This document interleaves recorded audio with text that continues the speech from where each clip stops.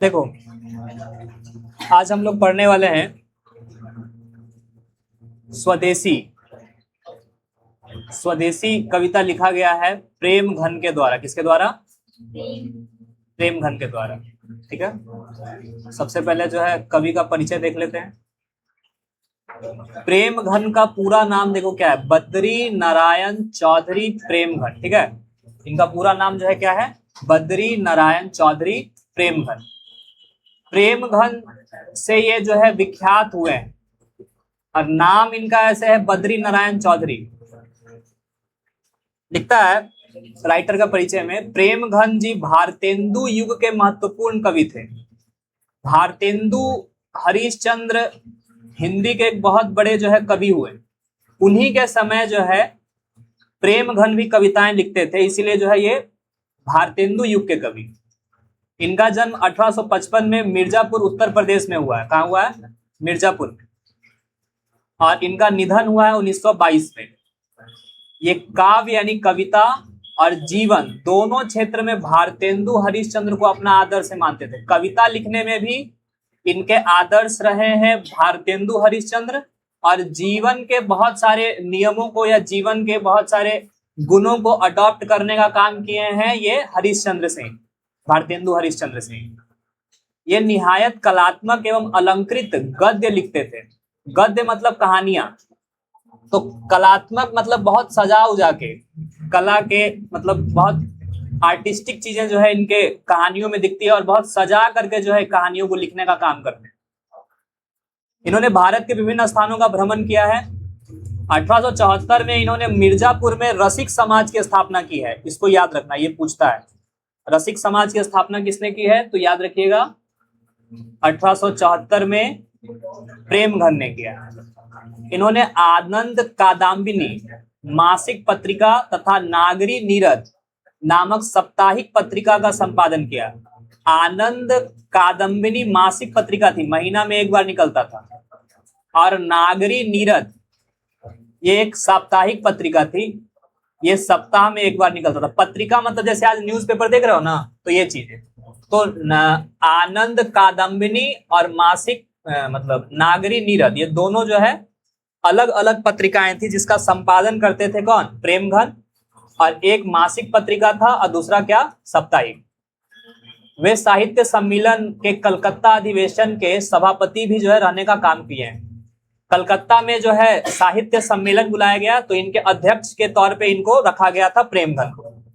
इनकी रचनाएं प्रेम घन सर्वस्व नाम से संग्रहित है। इनको ये प्रेम घन जो है जितनी भी रचनाएं किए हैं,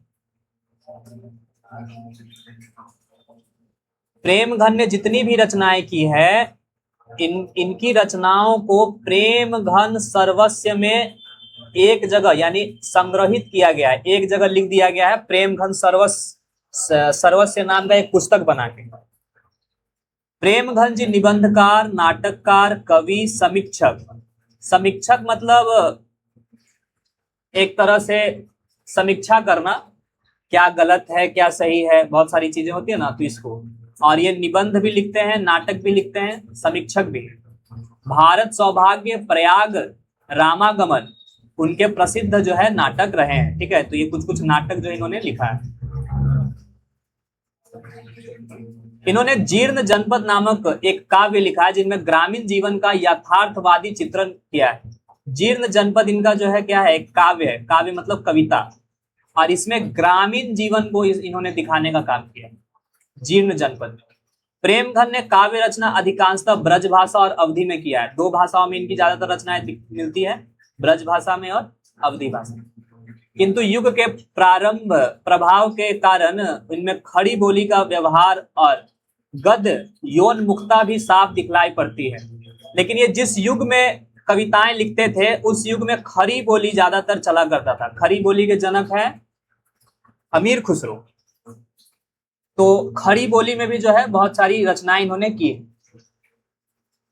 उनके काव्य में लोकोन्मुखता, यथार्थ पारायणता का आग्रह है। इन्होंने राष्ट्रीय स्वाधीनता की चेतना का अपना सहचर बनाया और साम्राज्यवाद और सामंतवाद का विरोध किया।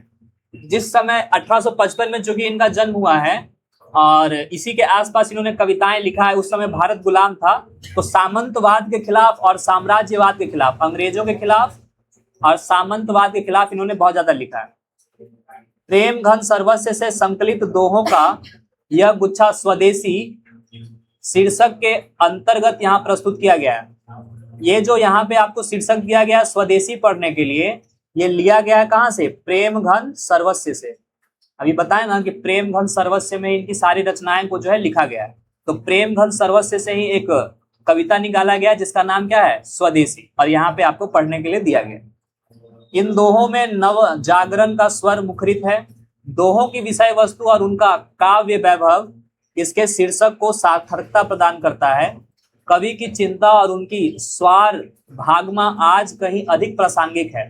तो इनमें जो है कवि किसी चीज को लेकर के चिंतित है। अब वो किस चीज को लेकर चिंतित है, जब कविता को पढ़ेंगे तो उसमें हम लोग जान जाएंगे, लेकिन उससे पहले थोड़ा सा शब्दार्थ देख लो। सबसे पहले है गति। गति का मतलब स्वभाव। इसके बाद है रति। रति मतलब लगाव।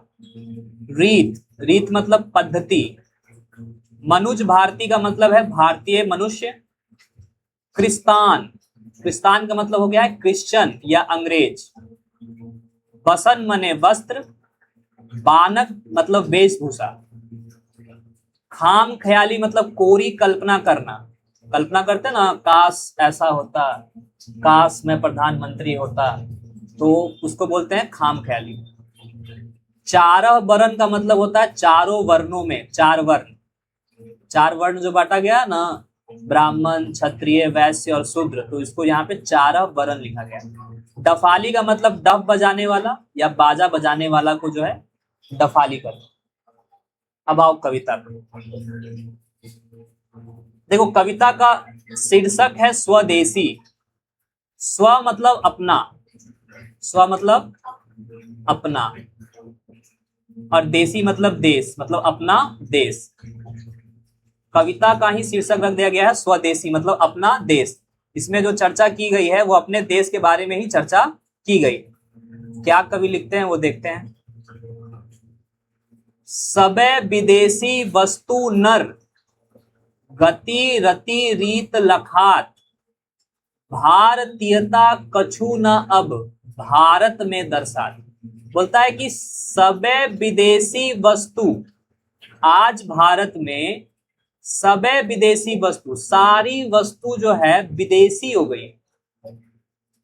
कौन कौन? तो नर यहाँ के मानव, गति, रति, रीत, लखात, यहाँ का मानव, मानव की गति, स्वभाव, बोलचाल, ये सब जो है आजकल क्या हो गया है? विदेशी हो गया है। भारतीयता कछु न अब भारत में दर्शात, और आज भारत में और भारत के लोगों में ही भारतीयता दिखाई नहीं दे रही। हम लोग भारत में ही हैं, लेकिन भारत के अंदर और भारत के लोगों में ही भारतीयता नहीं रह गई। मनुज भारती देखी कऊ सकत नहीं पहचान। बोलता है कि आज के अगर मनुष्यों को देखा जाए, भारत के मनुष्यों को देखा जाए, तो सकत नहीं पहचान, उसको जो है पहचाना नहीं जा सकता है, पहचान ही नहीं पाइएगा। मुसलमान हिंदू किधो के है ये किस्तान, कि कौन जो है मुसलमान है, कौन हिंदू है और कौन क्रिस्तान है यानी क्रिश्चियन है, ये आप देख कर करके आज आप बता ही नहीं सकते हैं। ऐसी भारत की स्थिति हो गई है आज। पढ़ी विद्यो परदेश की, बुद्धि विदेशी पाए, चाल चलन परदेश की, गई इन्हें अति भाई। बोलता है कि आजकल ये लोग पढ़ाई भी कर रहे हैं तो विदेशी पढ़ाई, परदेश की पढ़ाई, और परदेश की पढ़ाई करने के कारण क्या हो रहा है? इनकी बुद्धि भी जो है क्या हो गई है? परदेशी हो गई। और बुद्धि तो परदेश हो ही गई, परदेशी हो ही गई है, साथ में चाल चलन भी जो है इनको परदेशी वाला ही अच्छा लग रहा है आजकल। उठना बैठना बोलना ये सब जो है अडॉप्ट कर लिए हैं अंग्रेजों का, विदेशियों का। आगे लिखते हैं, उठे विदेशी ठाठ सब, बनियो देश विदेश, सपने हूं जिनमें ना कहूं भारतीयता लेस। उठे विदेशी ठाठ सब, बनियो देश विदेश। आज जो है सब विदेशी ठाठ से, विदेशी चीजों को अपना अपना के आजकल जो है सब विदेशी हो गए भारत के लोग। सपनेहू जिनमें ना कहूं भारतीयता लेस, और आज इनके सपने में भी भारत का ख्याल, या मतलब जो भारतीयता होती है वो इनके सपने में भी बाकी नहीं रहा। ये पूरे तरीके से जो है विदेशी हो गए हैं, विदेशों में ढल गए, विदेशी चीजों में ढल गए। बोली सकत हिंदी नाही, अब मिली हिंदू लोग। बोल रहा है, कवि लिखते हैं कि बोली सकत हिंदी नहीं। ये लोग जो है आज इतना अपने आप को विदेशी समझ रहे हैं कि आज ये हिंदी बोलने में भी हिचकिचाते हैं, सकुचाते हैं अपने आप को। मतलब मिडिल क्लास जो है फॉर्म, मतलब मिडिल क्लास समझने, नीचा समझने लगते हैं हिंदी बोलने में, और अंग्रेजी बोलने में अपने आप को हाई क्लास समझते हैं।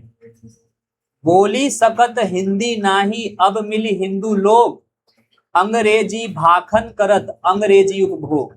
और आज स्थिति ये हो गई है कि ये लोग अंग्रेजी ही बोल रहे हैं, भाखन करना मतलब बोलना, और अंग्रेजी ही उपभोग कर रहे हैं। बोलते भी अंग्रेजी हैं और उपभोग भी अंग्रेजी कर रहे हैं, ठीक है। अंग्रेजी दारू उपभोग कर रहे हैं, ठीक है। अंग्रेजी सामानों का उपयोग कर रहे हैं, अंग्रेजी जो है चीजें जो है खा रहे हैं, अंग्रेजी चीजें पी रहे हैं, ये सारी चीज।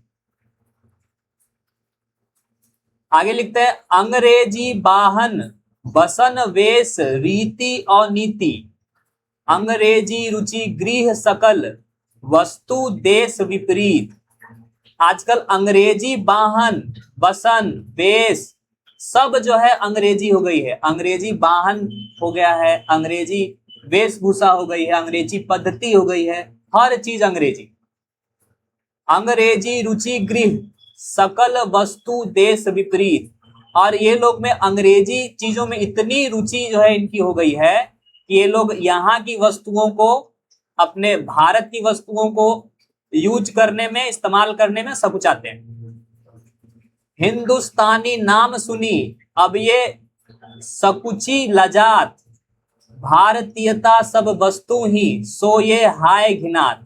वही कि हिंदुस्तानी नाम ही सुनकर करके अब ये सकुचा जाते हैं, लजा जाते हैं अपने ही देश की वस्तुओं को इस्तेमाल करके, और भारतीय सब वस्तु ही सोये हाय घिनात, और भारत की वस्तुओं को इस्तेमाल करने में घिनाते हैं, सकुचाते हैं। अपने आप को भारतीय बोलने में तो पहले लजा जाते हैं, और भारत की वस्तुओं को इस्तेमाल करने में घिनाते हैं। यहाँ का प्रोडक्ट ठीक नहीं है, गन्ना का रस नहीं पिएंगे, स्प्राइट पिएंगे, माजा और लिम्का।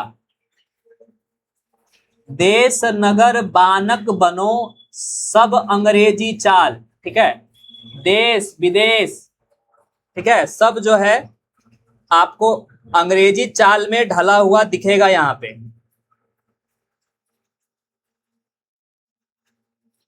देश नगर बानक बनो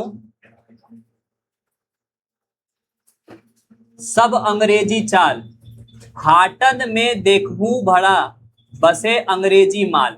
आज देश नगर आप हर जगह देखिएगा तो हर जगह जो है विदेशी वेशभूषा, पहनावा और हवा, विदेशी चाल ढाल दिखेगा। और बाजार वगैरह में भी आप देखिएगा तो वहां पे भी अंग्रेजी सामान आपको ज्यादा मिलेगा। भारत की वस्तुएं कम दिखेंगी और विदेशी वस्तुएं ज्यादा दिखेंगी। जिनसो संभल सकत नाही तनकी धोती ढीली ढाली, देश प्रबंध करिहेंगे वे यह कैसी खाम ख्याली। अब देखो बहुत बड़ा बात लिख दिए कवि यहाँ पे, बहुत बड़ा बात लिखते हैं कि इनसे या जिनसे संभल सकत नाही तनकी धोती ढीली ढाली।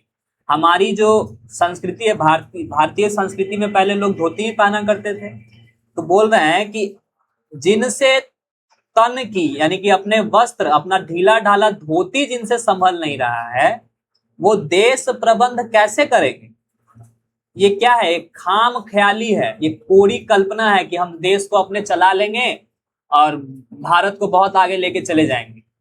आपसे जो है एक तन का अपना कपड़ा तो संभाल ही ना रहा है, तो आप देश कैसे संभालिएगा, ये चीज।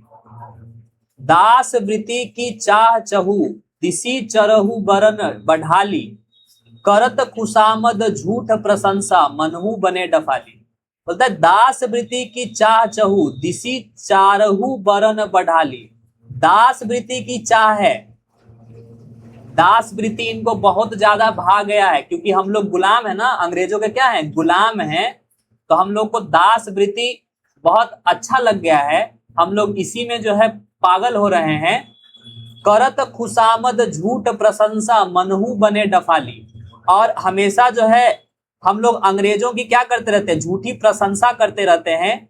जिस तरह से डफाली, डफाली का काम क्या होता है, डफाली राजा महाराजा के दरबार में एक व्यक्ति होता था जो राजा की झूठी प्रशंसा करता था कि राजा जी आप तो ऐसे हैं, आप ऐसे हैं, आप बहुत महान हैं, बहुत वीर हैं, बहादुर हैं। तो उसको डफाली बोलते थे। लेकिन यहाँ के नेताओं का हाल भी इसी तरह से डफाली जैसा। ये लोग जो है खुशामद करते हैं, यहाँ के लोग जो है खुशामद करते हैं नेताओं का, डफाली बन करके झूठी प्रशंसा करते रहते हैं। ठीक है, इस तरह से ये पूरा चैप्टर था।